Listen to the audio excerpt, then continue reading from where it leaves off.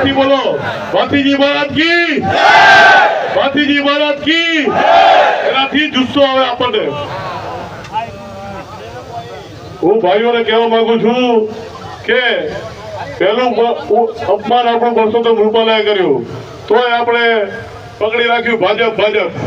અને પછી બીજું અપમાન ભાજપ પાર્ટીએ કર્યું અને તમને બતાવી કે તમારી ક્ષત્રિય સમાજની વેલ્યુ શું છે તો આપણે બતાવી દેવાનું કે ક્ષત્રિય સમાજની વેલ્યુ શું છે તો ભાજપ તમારી કઈ વેલ્યુ નથી ક્ષત્રિય સમાજ છે તો તમે ભાજપ છો તમારી કઈ વેલ્યુ નથી અને એ કરી બતાવશો ને કારણ કે અહીંયા ભેગા થવાથી અત્યારે આપણે લાખોમાં ભેગા થઈએ છીએ પછી ઘરે જઈને ભૂલી જઈએ છીએ તો એ ઘરે જઈને ભૂલવાનું નથી 5 દી રજા મૂકી દો કામ ધંધો મૂકીને તો જ રિઝલ્ટ મળશે અને આ કાળી સાલ મેં જયારે આપણે આ મહાકાલની પ્રસાદી છે કાળી સાલ મેં જયારે અહીંયા આણંદમાં ખરેખર ખંભે નાખી હતી કદાચ ખ્યાલ હોય તો રામનવમી વખતે અહીંયા આવ્યો હતો આણંદ પ્રોગ્રામમાં અને ત્યારે કેસરી પટ્ટો ઉતારીને જયારે પરસોત્તમ રૂપાલાએ ફોર્મ ભર્યું ત્યારથી મેં આ કાળી સાલ ખંભે નાખી અને કીધું કે હવે આપણા માટે ક્ષત્રિય સમાજ માટે કાળો દિવસ છે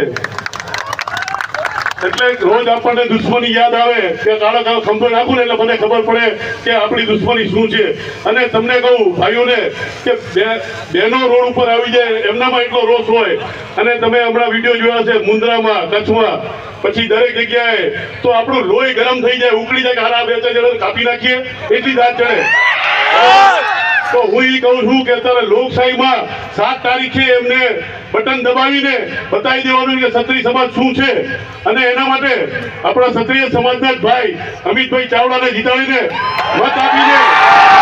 વિજય બનાવવાનો છે બરોબર ને બનાવશો ને વિજય અને આનંદથી ઇતિહાસ રચાશે આણંદના ભાઈઓનો જોશ જોઈને હું કહું છું કે તમારા ત્યાંથી આણંદથી ઇતિહાસ રચાશે એ 26 સીટમાં ઘર ભેગા કરવાના છે બધાને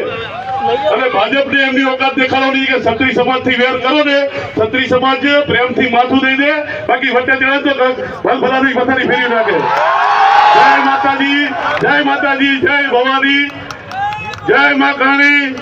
જય ભાતીજી મહારાજ કી ભાતીજી મહારાજ કી ભાતીજી મહારાજ કી જય માતાજી